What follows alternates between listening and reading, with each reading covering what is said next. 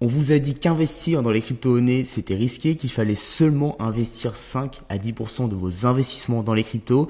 Sachez que c'est totalement faux. C'est ce qui m'a permis moi-même de mon côté de quitter le salariat en 2021 grâce aux crypto-monnaies en faisant de très bons coups, comme par exemple mon achat à 16 dollars de la crypto-monnaie Ethereum ou encore mon x60 sur la crypto-monnaie Machish en 2021 et même le x30 que j'ai réalisé dernièrement sur la crypto-monnaie Podcat en 2024. Donc moi, c'est pas compliqué, je m'appelle Florent, j'ai très exactement 28 ans, je suis le cofondateur de Genesis avec laquelle nous avons accompagné déjà plus de 1000 salariés à être totalement libres sur les marchés financiers. Et aujourd'hui, on se retrouve pour analyser vos altcoins que vous m'avez envoyés en privé. Donc vous verrez au sein de cette analyse, je vais déjà d'une effectuer une analyse du marché des crypto-monnaies en elle-même qui va durer quelques instants.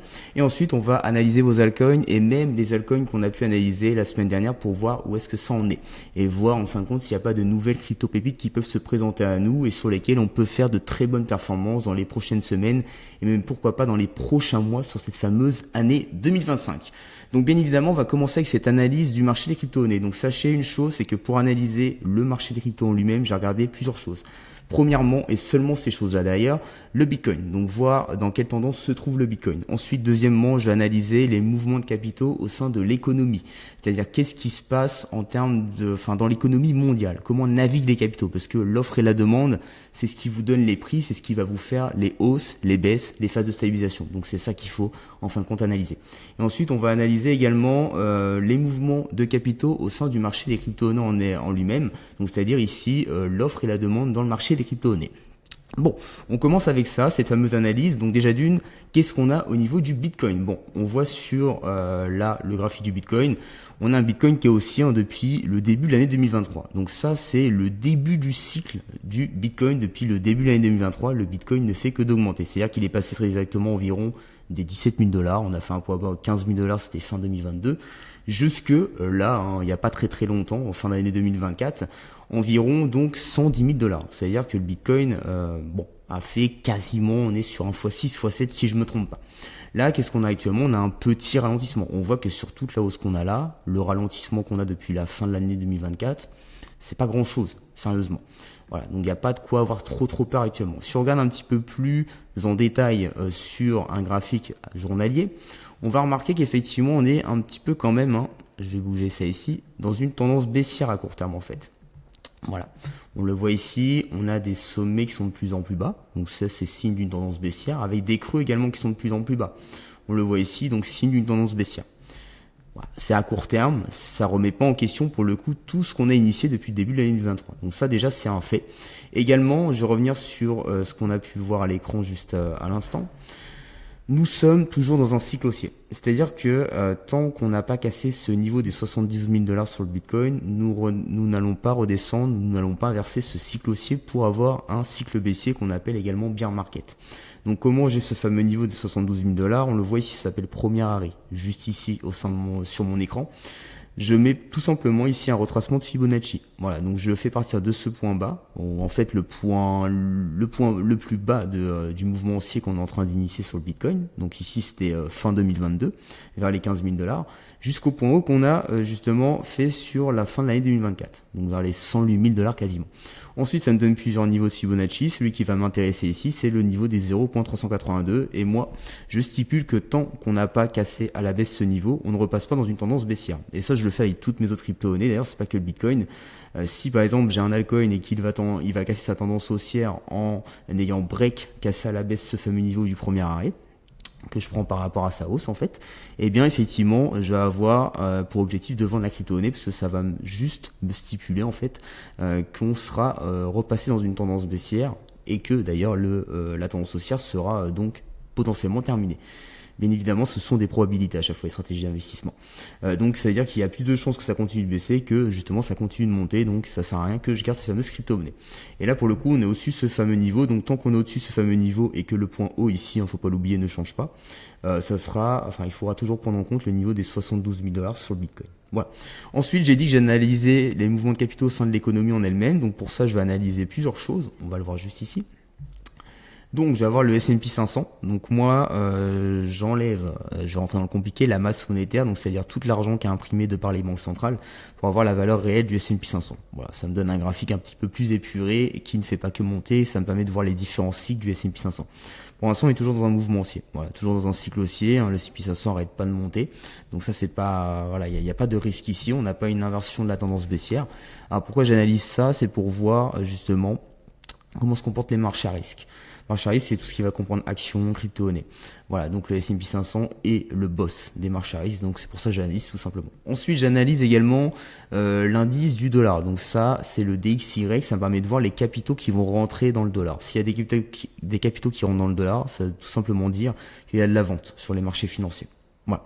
Parce que quand on vend du Bitcoin ou quand on vend son S&P 500, quand on vend l'action Apple, on va la revendre en dollars, généralement. En grande majorité, hein, c'est la reine des monnaies. Voilà, le dollar. Pour l'instant, on a de l'argent qui rentre, donc ça m'inquiète un tout petit peu. C'est ce qui me dit, attention justement, dans les prochains mois ou sur 6 mois, si l'argent continue de rentrer dans le dollar, il peut se passer quelque chose de grave sur le marché des crypto-monnaies, et même pourquoi pas repasser dans un cycle baissier. Mais pour l'instant, c'est tout. Et j'analyse également l'or, donc ça, on va pas y revenir pour l'instant, c'est pas l'objet de la vidéo, parce qu'aujourd'hui, il nous inquiète pas trop. Ensuite, j'ai regardé les capitaux au sein du marché des crypto-monnaies en lui-même. Donc pour ça, je vais analyser principalement les capitaux qui vont rentrer dans le Bitcoin. Ok, donc là on voit que le Bitcoin c'est quasiment 58% du marché des crypto-monnaies, faut pas l'oublier.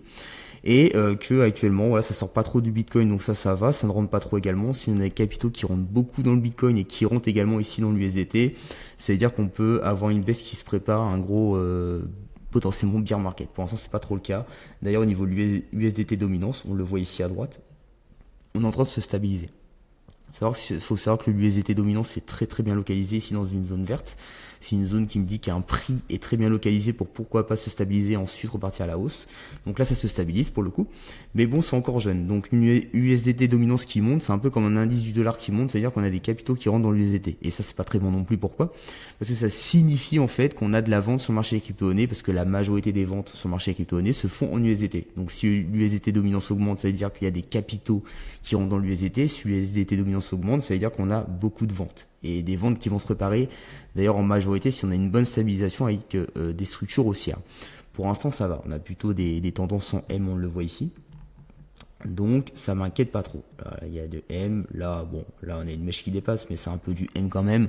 Donc, c'est signe qu'on a beaucoup plus de vendeurs que d'acheteurs. Donc, c'est signe également que n'y a pas un intérêt à ce que l'USDT dominance augmente comme ça. Donc ça, c'est plutôt bon pour l'instant. Donc j'estime qu'aujourd'hui, en fin de compte, hein, sur le marché des crypto-monnaies, il y a plus de peur qu'autre chose par rapport à tout ce qui se dit. Voilà, donc pas vraiment de risque. On est juste dans un moment de pause où il faut patienter, voir ce qui se passe, être très attentif, parce que ça peut s'inverser, c'est le sens. On ne sait jamais. Ensuite, on va voir justement les altcoins que vous m'avez partagés de votre côté. Donc pour le coup, j'en ai mis quelques-uns justement ici à analyser. Il y en avait beaucoup, donc j'ai fait mes choix. On va regarder plusieurs choses. On va regarder déjà le narratif, voir si le narratif est intéressant ou pas. Enfin, voir s'il n'y a pas de problème de narratif. Et ensuite, deuxième chose, on va analyser donc, d'un point de vue technique, c'est-à-dire avec ma stratégie d'investissement, moi j'analyse beaucoup le technique du crypto-monnaie pour voir justement ce qui peut se passer. C'est ce qui va me permettre de prendre des décisions d'achat et de vente avec mes conditions d'achat et de vente qui font partie intégrale de ma fameuse stratégie d'investissement. Donc on va commencer cette fameuse analyse avec SmartDex que j'ai pu avoir donc ici. Donc c'est SDEX. Alors on va regarder dans quel narratif ça se trouve exactement. Hop, je vais mettre juste ici. Ok, nickel. Alors c'est SmartDex, voilà, juste ici.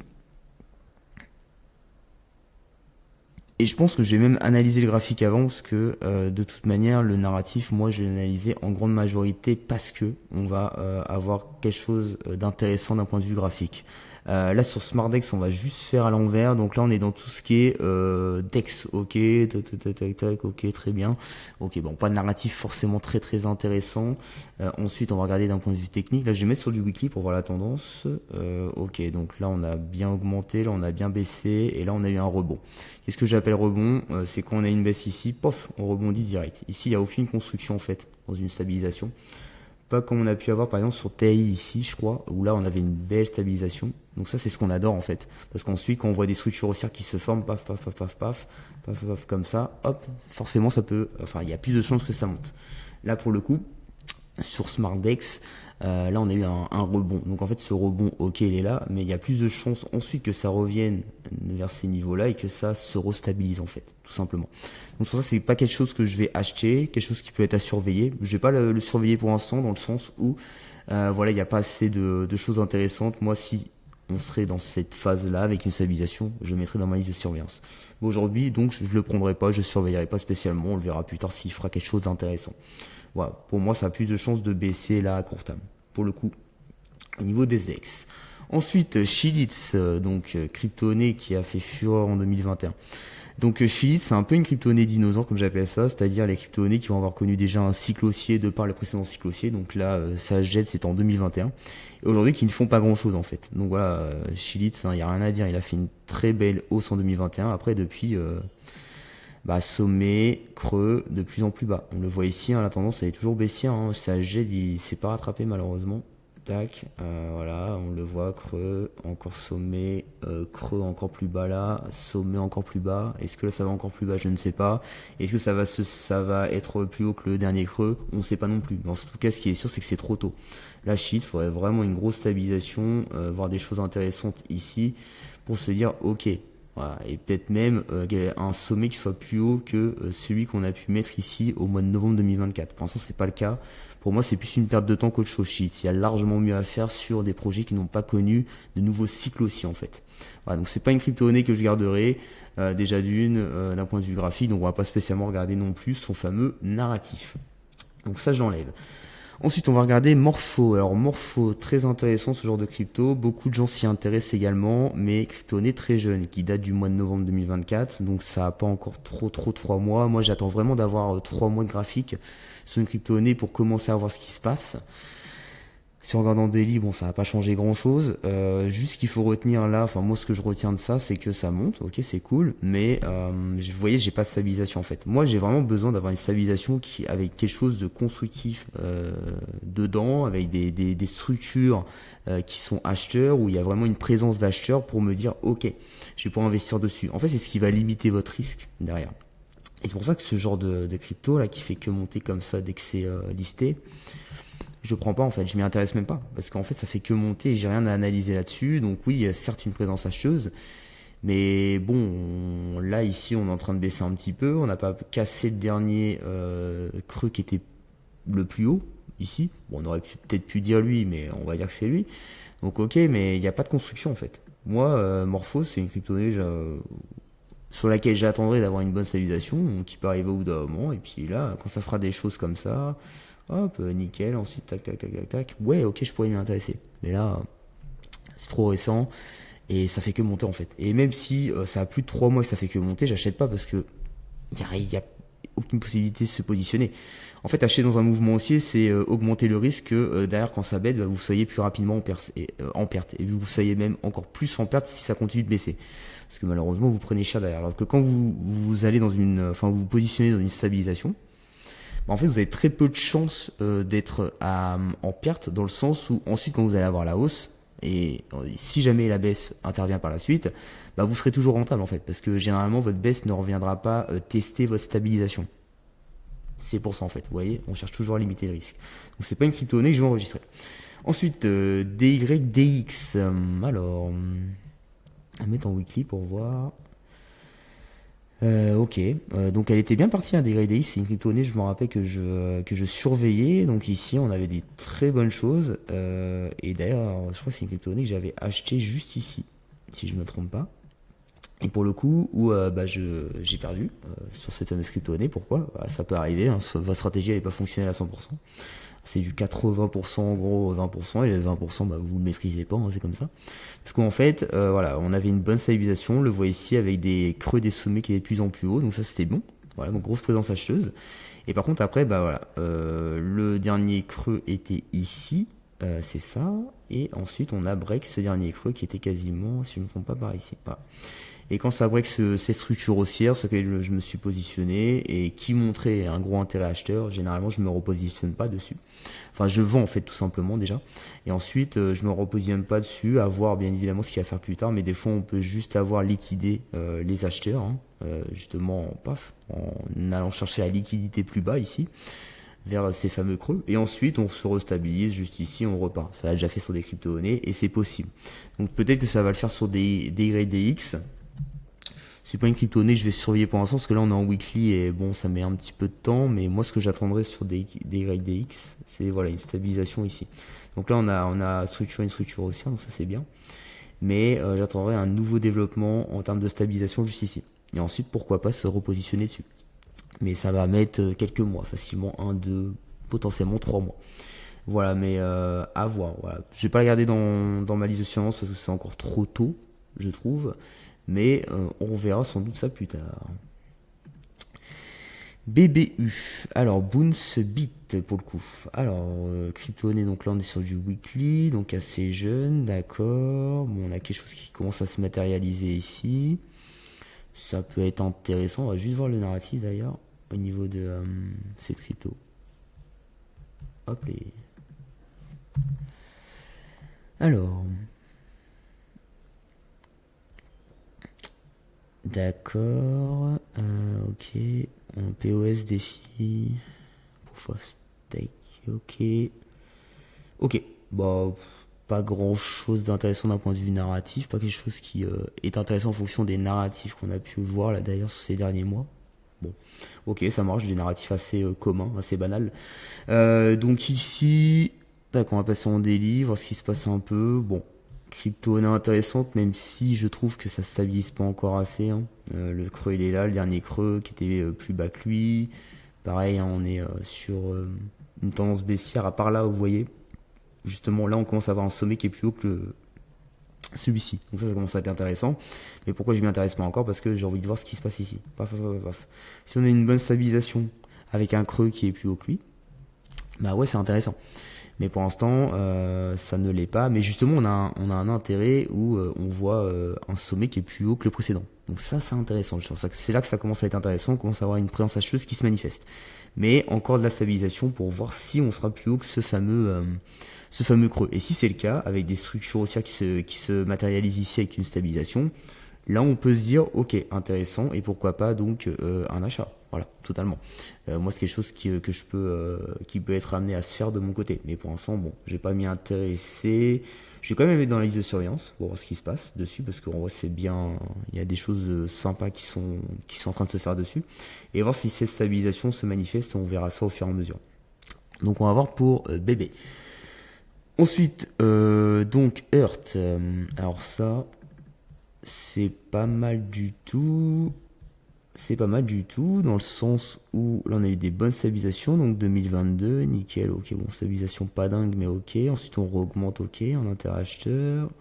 De nouveau stabilisation. Ensuite, tac, sommet plus haut que le précédent. Stabilisation plus haute que la précédente, ça c'est bien.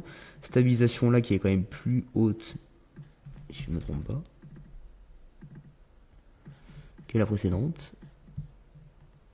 Exactement, enfin, stabilisation, voilà, c'est stabilisation très rapidement. Après, on est sur Joe Weekly, hein, c'est normal. Là, on commence à réaugmenter, donc la hausse par rapport à là, elle a quand même bien démarré. On est sur du environ plus 300%, ouais, c'est pas trop intéressant. Donc ça, c'est ça qui me gêne un peu, parce qu'on est un peu dans un mouvement haussier. Moi, ce que j'attendrais, pareil, c'est que ça respire un peu, et que justement ça se stabilise pour pourquoi pas rentrer, mais très intéressant. Et puis en daily, bon, ça doit être pas mal, ouais, effectivement. Ok, pas mal du tout. On va voir le narratif d'ailleurs, parce que ça, j'ai pas regardé. Je sais pas du tout ce que c'est. Ah bah, IA, je suis bête. Voilà, c'est marqué dans le nom, donc bon, il n'y a pas forcément besoin de regarder le narratif, effectivement. Donc ça, c'est très intéressant. On va l'ajouter dans la liste de surveillance, j'aime beaucoup. Voilà, on a quelque chose qui se prépare, on a eu une bonne construction, on a une bonne dynamique haussière qui est pas mal sur du weekly. Dans une stabilisation, toujours, vous voyez, ça reste stable. Hein. Quand vous dégrossissez comme ça, c'est stable. Quand ça ira là à 0,29, là, ça sera plus stable. Mais là, on voit, c'est encore stable. Voilà, donc ça, c'est pas mal. APE, qui est un ancien avec les fameux NFT. APE, il n'y a pas grand chose à dire. Hein. Malheureusement, tout ce qui est relatif au NFT, métaverse, hein, c'est un peu à l'eau en ce moment. Donc, bah voilà, hein, tendance baissière. Hein. On est sur du weekly en plus. Hein. Donc, creux sommet descendant, on le voit ici. Tac, encore ici, et là pareil. Donc tant que c'est baissier, on ne peut pas s'y intéresser. Du moins c'est risqué en fait. Donc on n'a pas de signe de fin de baisse, donc ça sert à rien pour moi. Voilà, donc c'est pas quelque chose qui m'intéresserait à PE. Donc voilà, pas plus. Ensuite, Chlore AI, pour le coup. Donc ça, c'est l'intelligence artificielle. Et ça, c'est un truc que j'avais, je crois, d'ailleurs, sur 2023, si je me trompe pas. Mais je me rappelle plus exactement si je l'avais pris celui-là. Mais je sais que c'est quelque chose qui avait bien pété. Tu vois, il y avait une bonne vibes hein, dans l'intelligence artificielle, donc c'était pas mal. Là, justement, on revoit ces crypto-monnaies qui redevient intéressant dans le sens où on a bien baissé, donc ça c'est cool, on a bien respiré. Et on revient vers des niveaux de prix intéressants. Donc là, on voit que ça se stabilise, Chlore AI, donc c'est pas mal. Donc on va voir ce que ça donne, parce que je vais le remettre dans ma liste de surveillance. Donc là, d'ailleurs, est-ce qu'on a eu un W qui a mis fin à tendance baissière ou pas? Non, c'est un V. Ok, ça marche. Mais intéressant. On va voir s'il y a une stabilisation qui se manifeste. Pour l'instant, voilà, on vient juste de ralentir le mouvement baissier, donc pas sûr, attention que ça soit bon. Parce qu'on peut très bien faire ça, paf, et puis voilà, on l'a fait là, stabilisation, on l'a fait pas et on continue de baisser en fait. Mais voir si justement on a une bonne stabilisation qui va se mettre en place pour nous dire, ok, le point bas qu'on a fait là, c'est le réel point bas. Mais pour l'instant, on peut pas trop. Donc justement, on va attendre, mais on va l'enregistrer. Parce qu'en plus, le narratif est intéressant au niveau de l'IA. Ensuite, et d'ailleurs, je pense que je vais les garder ici, ouais, pour le coup. Nickel, ça fera le 16. Cubic. Alors, Cubic. Bon. Ok, d'accord. Juillet 2024, pas mal. Donc là, ce qui est intéressant, c'est que Cubic a augmenté. Par contre, ce qui est moins intéressant, c'est que ça baisse. Ici, on le voit. Et en daily, ok. Donc, en fait, tant qu'on est dans une tendance baissière là actuellement, on peut pas trop s'y intéresser dans le sens où il n'y a pas de stabilisation pareil. Tant que la tendance baissière elle est là, bah ça a rien d'acheter. En fait, c'est un peu comme acheter, vous voyez, du Bitcoin en 2022. Moi, j'en voyais qu'on achetait là. Bah ouais, mais en fait, on est dans une tendance baissière, donc ça sert un petit peu à rien d'en acheter. Attends que la tendance baissière soit terminée ici, et en fait, t'achèteras là, par ici. Et ça sera plus intéressant que d'acheter ici, en fait. Tu auras déjà gagné 20, 30 et même des fois plus que 20 à 30%. Là, on parle des bitcoins. Vous prenez des altcoins, vous gagnez largement 50, moins 50% ou moins 60% de baisse. Donc, automatiquement, sur une hausse, vous allez être déjà à plus de 100% alors que certains seront à 0%. Voilà, donc ça, c'est pour ça qu'en fait, c'est intéressant, c'est important d'attendre la baisse. Enfin, la fin de la baisse, c'est ce qui vous permettra d'avoir les meilleurs résultats. Si moi j'ai eu des bons résultats hein, dans tout mon parcours depuis 2016, c'est parce que j'ai analysé correctement et j'ai attendu ce qu'il fallait. Là, c'est pas vraiment le cas. Vous voyez ici quand on se positionne comme ça à l'arrache. Voilà, donc pour ça j'ai pas mis intéressé sur le cubique, on est toujours dans une tendance baissière, pas de stabilisation. Donc ça sert à rien, moi j'attendrai la fin de la stabilisation et ensuite pourquoi pas. Donc je vais l'enlever. Ensuite, W, ça c'est une crypto-monnaie qu'on avait chez nous, chez Genesis, pour le coup avec les membres qu'on accompagne au sein de leur fameuse liberté. Donc là, très intéressant W, dans le sens où en fait on a une bonne stabilisation, plus on est sur du weekly, avec une bonne structure haussière qui s'est formée là, donc un W, là ça continue, et ce que j'aimerais bien voir c'est en fait quelque chose qui se rematérialise ici, avec quelque chose comme un peu là en fait, hein, vous voyez. Tac, juste ici, et en fait, si ça se reproduit, moi je serais capable d'en acheter du W. Voilà. C'est la crypto-monnaie W. Nickel. Donc je vais la mettre dans ma liste de surveillance. J'attendrai juste une stabilisation de nouveau. Ça va pas partir en ligne droite, hein. Ça va se stabiliser, donc on va voir ça justement, et on va la garder dans la liste. Et d'ailleurs, W, je sais plus ce que c'est. Hop, les Wormhole, c'est ça. Alors, Wormhole, on est sur DeFi, ok, NFT, ouais, vous voyez NFT, le graphique est bon. Mais c'est pas mon choix numéro 1, mais le graphique est bon. Donc on va voir si justement on va pouvoir se passer de ce narratif sur cette fameuse crypto-monnaie qui va faire peut-être l'exception. En tout cas, on la garde. KSM. Ouais, KSM c'est comme c'est DOT, hein, c'est pas le cas DOT. Hein. Donc KSM, c'est un peu pareil que qu'on a regardé CAGED juste il y a quelques minutes. Tendance baissière, on n'a rien. Hein. Tac, creuse sommet, vous voyez, de plus en plus bas. Paf. En fait, c'est ça qu'il faut regarder, vous voyez, c'est pas compliqué. Hein. Bon, là, on a fait plus haut que le. Je vais me taire, là, on a fait plus haut. Ok. Donc, justement, ici, on aurait pu se dire, ok, bon, on va voir si ça devient intéressant. On a un sommet qui est plus haut que le précédent, donc ça, c'est bien. Voilà, c'est ce qu'on veut. Ensuite, on attend, ok, donc attendons qu'il y ait cette fois-ci un creux plus haut que le précédent. Vous voyez, c'est pour ça que j'attends. Je sais plus sur quelle crypto-monnaie j'ai regardé. Je crois que c'était elle, ouais, d'ailleurs, bébé. Voilà, c'est ça. Attendons que ce creux ici qui se matérialise peut-être soit plus haut que celui-là. Ce nouveau creux, cette nouvelle stabilisation. Et ensuite, pourquoi pas? Parce que vous voyez ici sur KSM, pour le coup, on a eu beau avoir un sommet qui était plus haut que le précédent, bah, on n'a pas eu le creux en fait. Et là, pour le coup, tant qu'on n'a pas le creux, ici, bah, on va pas s'y intéresser en fait. Voilà. Donc, pas intéressant. Malheureusement, KSM, on repart sur une dynamique baissière, ce qui pas même avec cette hausse qui avait pu être plus haute que la précédente. Comme quoi. Donc, KSM, c'est pas quelque chose que je garderai là en liste de surveillance. Et pour moi, il n'y a rien à faire dessus. C'est un dinosaure, hein, crypto-année de 2021 qui a déjà connu un cycle haussier. Donc, vous voyez, hein, on en a parlé derrière dans la dernière vidéo. Là, c'est un petit peu pareil. Voilà pour ça. Ensuite, donc là c'est Griffin. Voilà. Donc je voulais garder cette crypto-monnaie parce qu'il y a encore une crypto-monnaie qui est toute jeune. Donc là c'est pareil que celle qu'on a pu voir juste avant, c'était Morpho, je crois. Bah en fait, on est dans une tendance haussière comme ça. Donc c'est bien, hein, ça monte, mais risqué de se positionner dans un mouvement haussier parce que en fait si ça baisse derrière, vous voyez si on se positionne ici que ça baisse, paf. Imaginons on baisse ici, on est déjà à hop les moins 26%. Ça fait mal. Et si on redescend au point bas, on est déjà à moins 50%, je pense. Voilà. Et ensuite, moins 60. Ça redescend encore plus bas, dynamique baissière. On descend vite vers les moins 70, moins 80. Et là, malheureusement, c'est fini. Donc, attendons une stabilisation. Et ensuite, pourquoi pas. Mais voilà, il est encore trop tôt, je pense. Ouais, c'est une crypto de décembre 2024. Ouais, c'est pour ça, vous voyez, il y a un intérêt vraiment à attendre 3 mois. Et ensuite, au-dessus de ces 3 mois, voir comment ça se comporte encore. Si ça se comporte encore comme ça, j'ai pas m'y intéresser. Voilà. Mais pour l'instant, il n'y a rien à faire pour moi sur Griffin, à part regarder et attendre, tout simplement. Attendre, ça fait partie du process, hein, de gagner de l'argent. C'est 80% généralement de ce qu'il faut faire dans les investissements, c'est-à-dire attendre. Voilà, c'est ce qui vous rapportera le plus d'argent aussi, des fois, attendre. Voilà pour ça. Concernant les autres crypto-monnaies qu'on avait pu regarder déjà la semaine dernière, donc qu'est-ce que STRK, on a eu du changement, donc stabilisation qui se met en place. Là, on avait dit on attendait une stabilisation. Bon, pour l'instant, oui, parce qu'on avait un W, c'est ça ici, mais avec la baisse qu'on a eu d'ailleurs sur cette semaine, on voit que pour l'instant, il faut vraiment attendre la stabilisation comme on a là. Ça sert à rien de se positionner comme ça à l'arrache. Voilà, on a fait un nouveau plus bas pour le coup. Donc on attend de nouveau une nouvelle stabilisation. On va voir si ça va se stabiliser au bout d'un moment. TAI. Donc TAI, toujours dans une tendance baissière, on le voit, un sommet et creux descendant, donc à voir ce que ça fait. Comme j'ai dit, c'est un projet intéressant, avec un narratif intéressant, c'est pour ça que je la garde en liste de surveillance, mais toujours baissier. Donc attendons justement cette fin de ce petit mouvement baissier normalement. ID que j'avais mis avec un drapeau vert, donc qui pourrait fortement m'intéresser. Mais pour le coup, donc voilà, stabilisation là, et puis j'attendais ici justement, c'est ce que j'avais dit, j'attendais de voir ce qui allait se faire ici, donc stabilisation ok, mais je voulais que ça soit un petit peu plus, un peu mieux, voilà, qu'il y ait un peu plus de travail quand même au niveau du prix de la stabilisation, et là on le voit avec la baisse qu'on a eue, on est encore en train de travailler la stabilisation, mais pas de quoi se positionner, pas de structure haussière qui me dit que bon, voilà, il faut y aller. Loin de là, donc ça va encore se restabiliser je pense là, et ensuite pourquoi pas, mais je pense que ça va être une histoire de quelques semaines. Alors Zex, pour le coup, que j'ai pas acheté, et justement parce que, comme j'avais dit, le marché me plaisait pas trop, donc attention.